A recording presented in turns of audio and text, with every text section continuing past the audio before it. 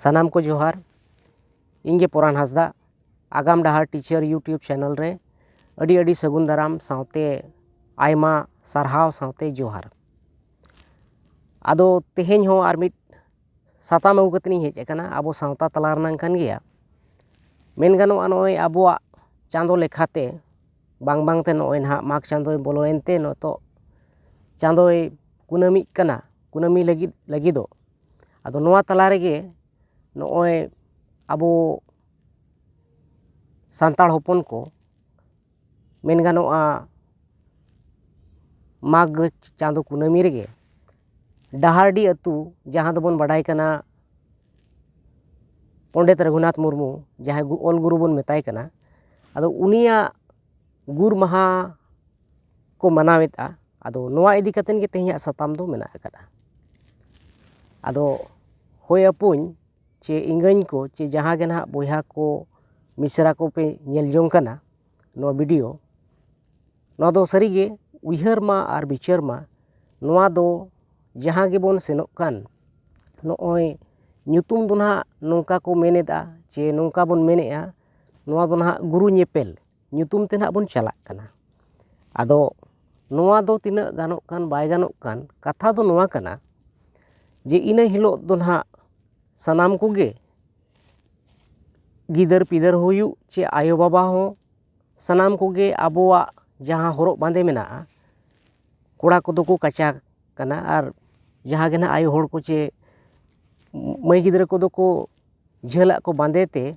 जहाँ रे बोन तोपा आकात किना अकिन बना होड़ गुरु गोमके आर आजिज एरा। आदो ओंडे बोन सेनोक कना आर ओंडे दो सेन कतेन अड़ी चेहरा ओंडे दो को सजावेआ ओना तोपा चेतान रे बाहा थुपना ते बाहा मालाते एमानते आर सेन कतेन नोय बोन रस्का मेन दो चेक लेका तुमदा टमा कतेन बोन चलाक कना एनेज सेरेñेआ बोन नरियल बोन बोंगाएआ एमानते जहाँ गे नाना हुनर बोंगा रे मेना अकदा बोन बोंगाएआ। आदो कथा नोआ हुयुगोग कना जे नोआ जे तेहेñ आबो बोन सेनोक कना अकिना तोपा चेतान रे आर तोपा चेतान रे सेन कतेन आबो बोन रस्काएआ बोन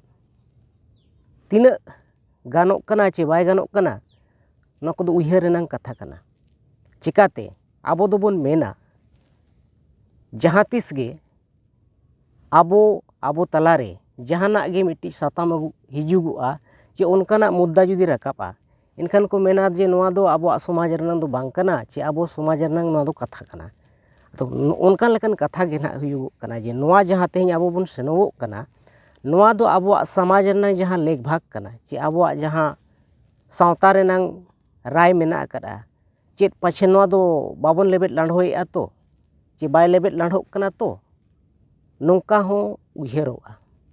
आदो कथा नोंका कना नोआ इदी कतेन हो जखन मिट बार होड़ सला गापाल माराव मिटेना कथा को दोहो केआ जे होय अपुñ नोआ मा जहाँ गे बोन सेनोक कना ओंडे ओना मा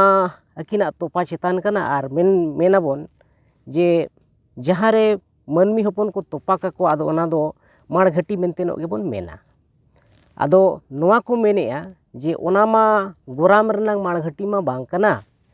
ओना मा आकोआ जहाँ आहार पुखरी कना ओना आड़े रको तोपा आकात किना। आदो कथा नोआ हुयुगोग कना जे गुरु गोमके दो सरीगे मानमी जीवी दो पालेनो बांगे ताहे कना बोंगा जीवी गे बखान नोंकान नुना सोरेस चे नुना नापाय आबो सावता सुसर लगित चे आबो होड़ को सामटाव लगित ते नुना चेहरा कथा को किन ऑल केते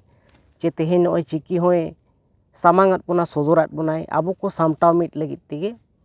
आदो पालेनो बोंगा जीवी गे ताहे कना मेनखान उइहर अचुर लेखान दो पालेनो मानमी होड़मोगे ताहे कना जहाँ खातिर ते तेहेñ हुयुग कना पालेन जहाँ तिस बोंगा तलायनाय ओना बोंगा तलायन खान पालेनो अतु दो माड़ा गया। आदो अतु हो माड़ालान गे चोंग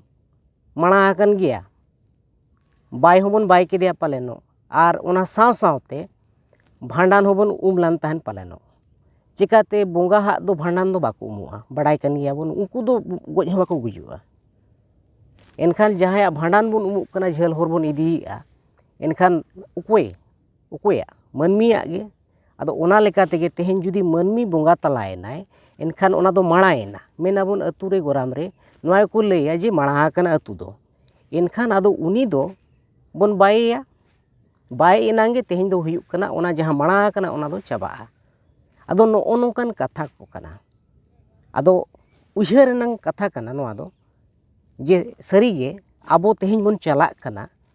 ओंडे बन रस्कई ओना तोपा चितान रे तीना गानोक कना चे बाय गानोक कना आदो नोआ इदी कतेन अकिना कथा गे आजा कथा लेका तेगे जहां हा ओल सदर कतेन नोय बगी ऑटो आकात बोना लाकचार सेरें रे मिट कथाय ओल आका जे सेदाय हापड़ाम को हरबन पांजाया जाति धर्म रे आबो मन बो दोहया आदो नोआ हो उयहरोआ जे चेत सरीगे नोआ दो सेदाय हापड़ाम को होरा कना जे तेहेन आबो ओंडे सेन कतेन बोन हिरिया मेंतेनो चे हिरी किना बोन मेंतेनो नोआ दो आबो होरा कना तेहेन आबो बो मेनेआ आबो दो आयमा जाति जहां गे मेना आकात को धरती जकात रे आबो दो बोन आदिवासी कना आबो दो जाहेर गाड़ रे बोंगा होड़ कना बोन आबो दो धर्म दो जहां लेका ना बोन लैयुगो कना आबो दो सारना धर्म होड़ कना बोन एखान चेत सारना धर्म रनांग नोआ दो मिट्टी भाग कना जे आबो दो ओना जायगा रे बोन सेनोआ उयहर लगती कना नोआ कोदो ओना साव सावते उहा दो बोन उयहर लेखान जहां तीस खुना आबो मानमी बोन जानामेना नागाम सेट नासेना बोन चलाव लेनखान नोआ रना रेहेट आर मुड़ुद कथा बोन बड़ाय केया चे लेका रेहेट आर मुड़ुद कथा दो एतोहब मानमी जहां बोन बड़ाय कना आबो दो जे जहां ते तेहेन आबो नोआ पिल बढ़ाव आकना मेना बोन पिलचू हड़ाम पिलचू बुढ़ी उनकिन गे एतोहब मानमी किन ताहे कना आबो किन हारा बुरु केत बुनते नितो धज नोय बोन सेटेरना आबो पिल नोय नोडे धरि सेटेर आकना आदो तेहेन हो उनकिन हो मन बोन एमाकिन कना मेनखान ओना जायगा रे जहां रे को बाय लाट किना ओंडे मा बाबन चला कना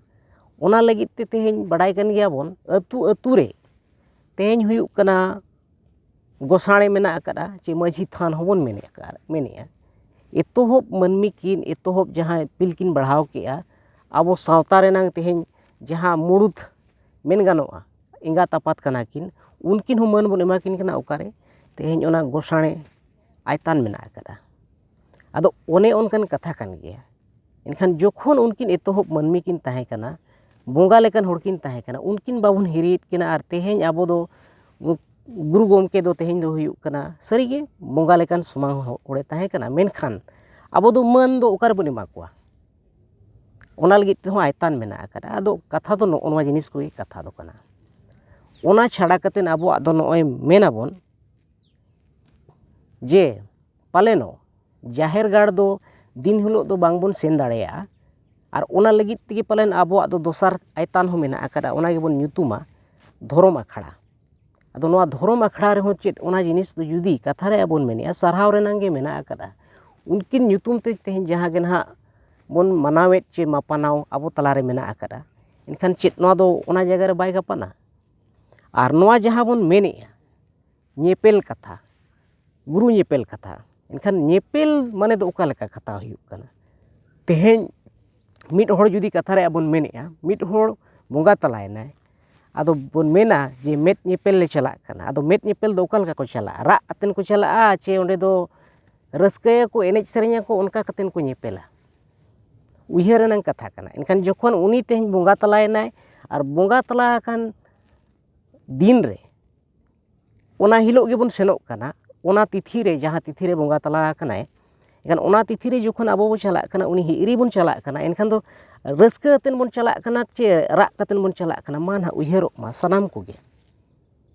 अडी उयहर रेनांग कथा कना मेने आबोन गुरु ñेपेल बोन चला कना एनखान दो ñेपेल दो चेत लेका को चला रस्का ते को चला आदो नोआ दो उचित दो बांग कना आबो सावता रेनांग दो पालेनो ओना दो बांग कना जुदी सावता रेनांग कन खान नेतो धाबित ते हुनांग ओना दो